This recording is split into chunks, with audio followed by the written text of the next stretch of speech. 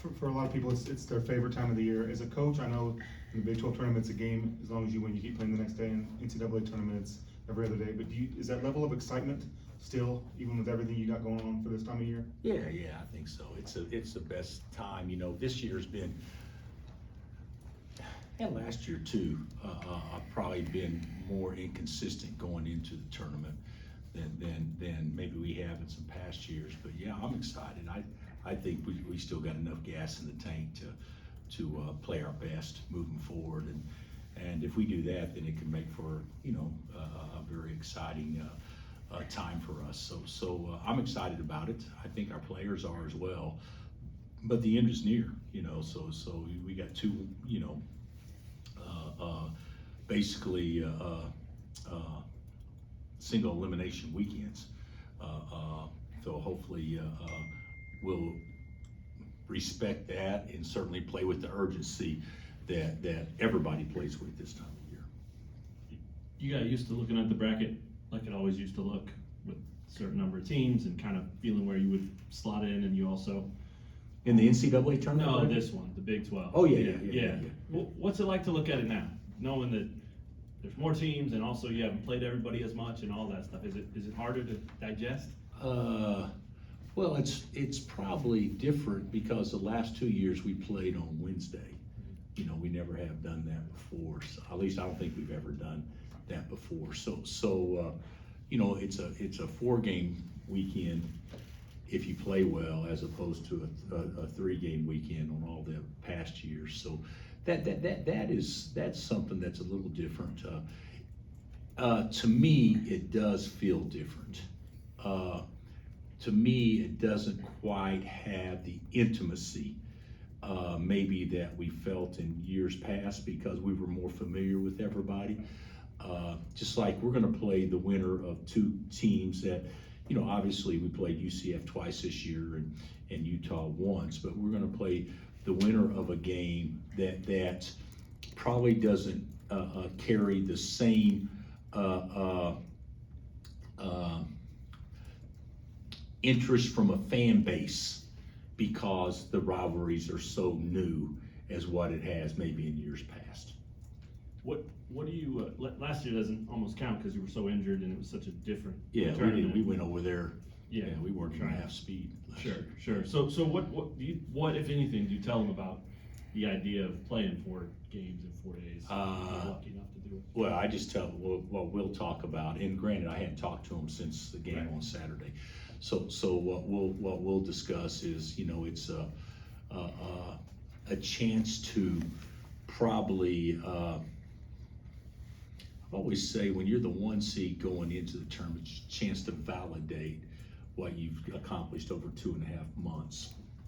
This would probably be a chance to do the opposite of what we did over the first 2.5 months, in that you know, we've been average for the most part in conference play, and now it's time to give us an opportunity to actually perform at a level that nobody this year seen us play at least within our league.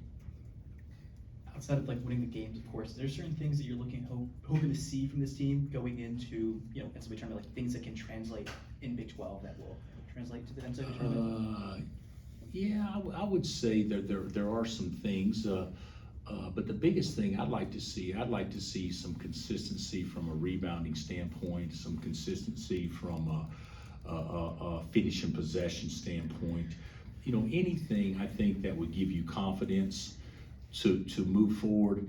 But I'll be honest, I think I could speak for most coaches.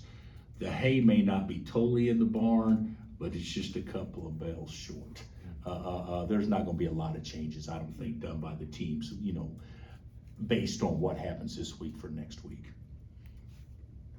Bill, I don't have the numbers, but it seems the last 3 weeks KJ's really been on an uptick. Yeah. Could you talk about that? Is this the best ball he's played? Is there reasons why he is coming to the top of his game at this time? I actually think, and I could be wrong, Dave, but the last 5 games or so, you know, he's probably, I could be wrong, averaging close to 15 a game. He's rebounded the ball better. His activity level defensively has been as good as it's been. I actually think that he sees that the end is potentially near, and probably has a different energy and a sense of urgency about it. But you know, he's played really well. He's done what he can do about as well as anybody on our team has done what they potentially can do from a skill standpoint. So I'm very happy with him. You won't know until 22 hours beforehand which one you're playing, but what are your thoughts on Utah and UCF at this point in the year? Well, we know UCF a little better, you know, because we played them twice. Although we played Utah most recently, if I'm not mistaken. So I think our 2 UCF games were before we played our 1 Utah game. But the UCF team we played in early January isn't the same team as now. With, you know, obviously the team that played us here, you know, it was guys. They had the ball driving downhill with 10 seconds left, down 1, and KJ made a really good defensive play. And then Utah, you know, it was a tie game there. I just watched it. It was a tie game there with 5 minutes left, and then they make the plays down the stretch, and we don't. So I think that neither team in those particular outings saw our best. So you know, obviously, you know, whoever we play will have a game under the belt in the tournament, and maybe that can be a little bit of advantage to the team that played the day before. But they're both capable, more than capable. I actually think they both had good years, and their years could have been better just with the lucky break here or there, like a lot of teams in our league. So 2 teams that are more than capable of beating us, but 2 teams that we're very capable, I think, of having success against if we play. Both UCF and Utah are very different. I mean, UCF is very guard-oriented. Utah on the other end is very big. How do you prepare for such different play styles with less than 24 hours of anticipation? Well, Utah's big, and they play through their 4-man, but still the guy that killed us there the first time was a guard. UCF is probably more guard-oriented, but the guy that can get 30 is a 4-man, so on their team. So I actually think we're going to spend today practicing for one, and we'll spend tomorrow practicing for the other. And then hopefully, so anything, and I'm not talking about it at the micro level. I'm talking about at the 30,000 foot level. That anything that they would do to, you know, how they would guard a ball screen, or will they go zone back to man? Will they do? We'll practice that a little bit for each team each day, and primarily working on us. But at least 30 minutes each day will be preparation for our potential opponent. Coach, coming off of Hunter's monster game Saturday night, what can you do to help him continue that sort of momentum, production? Any specific tactics that you can use coaching-wise? I actually think he's been really good the last 5 games or so himself. He's averaging about 23 and a half, something like that, the last 5. Chris, is that about right? You got the last 5 stats, don't you? Do not, but I think that's close. What is it? 23-2, I think. 23-2, excuse me. But that was a big game he had the other night, and I thought there were a couple of things that we did. We got the ball to him more closer to the block on a cleared side, which was beneficial to us. The guys have actually done a decent job of that of late, but I actually believe that against Arizona, what do you make, 15 baskets, and I'll bet you, I could be wrong, 8 of them may have been away from the basket. So he shot the ball better, obviously, but still yet you got to get easy baskets, and he probably scored 14 points within 2 or 3 feet, and we're going to have to get him touches down there. Bill, piggybacking off that, Hunter got first team All Big 12s, you got 3rd, and Juan got an honorable mention. Is that how you thought it would shake out for you guys? You know what, if I could be disappointed at anything, I'd say I thought KJ deserved at least an honorable mention. deal. You know, all that honorable mention is just one coach in your league has to vote, and it can't be me, but one coach in the league has to vote for somebody for third team. If I'm not, isn't that right, Chris? You just got to get one vote somewhere. So I'm disappointed in that because obviously to me he is. But when you really look at it, you got 10 guys on the first team and just 5 on the second, third team, if I'm not mistaken. So, and then you got 10 or so or 12 on honorable mention. I don't think anybody in our league that's a coach that's coached against KJ wouldn't feel like he's one of the best 32 players in our league. That would be the biggest disappointment to me, but everything else was pretty much true to form.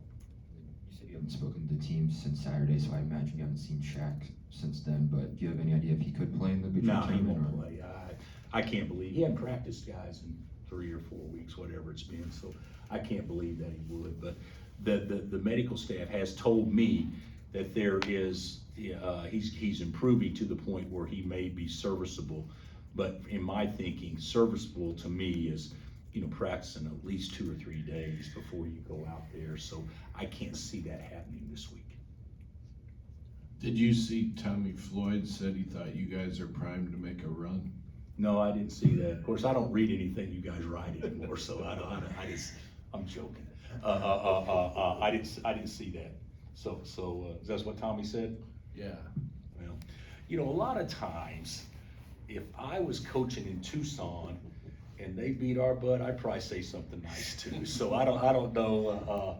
I think that coaches are pretty good at stating something that would give the other team credit, especially if in a good, well-fought game like that. But you know, I do think we played well the other day. I thought we played to our strengths. I thought we eliminated some of their strengths, and but as you guys can tell, watching Arizona play, that's a pretty physically gifted group, especially on the perimeter. They got some guards that are built like men and can get downhill.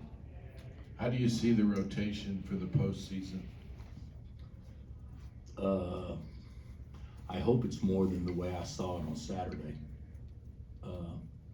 It needs to be more for sure in a tournament that's played consecutive days. But the other day, you know, it's not going to be much different. You got one guy subbing two guards, and you got one guy subbing a wing, and you got basically one guy subbing the 2 bigs. So that's how I see it. Probably the same way as I've seen it for a while. In your experience, when you play teams that have a mid-season coach firing, is there anything different you'd expect from Utah now that they've? You know what? I'm not a big fan of any decisions like that being carried out and made while the season's going on. And I don't know Craig well, but I know him well enough to know he's a good coach and he's had great success. And he beat our butt. So I think it's hard. Josh, I coached. You know, we coached against last year at West Virginia.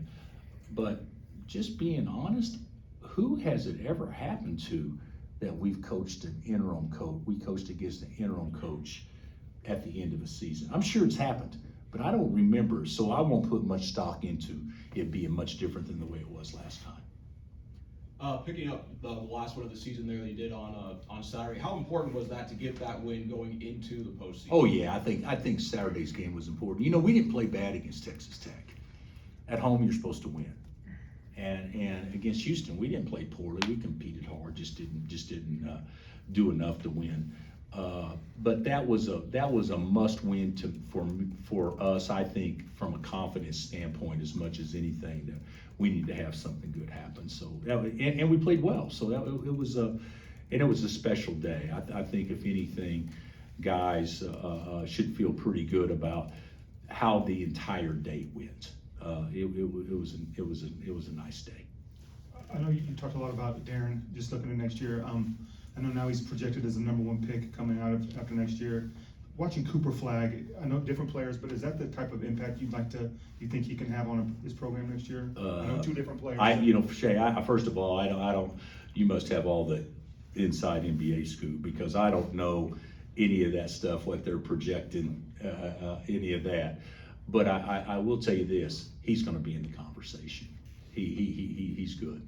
And do I expect him to have the same impact Or is it that type of, If we win, at the level that Duke's won at this year, he'll get the lion's share of the credit, I would think. Because he'll be different, he'll be new, and he'll help create an atmosphere and a culture that I'm sure that Cooper has helped with at Duke in an immense way, as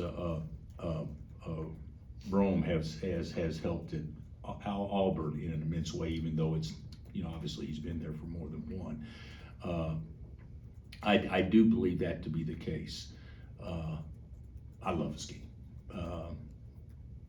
I think he can do a lot of things to help a team win, i.e. what Cooper has done for Duke from what I've seen. He's one of the few guys in America that can not score and still control the game. And hopefully Darren will be a player like that for us as well. Did you see Darren may get to play at Haskell in a couple weeks? Yeah, I did And see what do you that. think of that? I'm great with it. I think it's at a time that I don't even know if we can even go watch. But if his team is prolific, gets to play at Haskell, I think it'd be great if people went out and watched him or watched them, their team, or watched the entire event, because there'll be some pretty good players playing in it. Who is the prohibitive favorite for this tournament, and who is your sleeper team? Kansas is my sleeper team. The favorite, I would say, till somebody knocks them off, I would say Houston, just because, they've made it look pretty easy the last 2 years, and it's not quite as easy as they've made it look. So I'd have to say they're the favorite.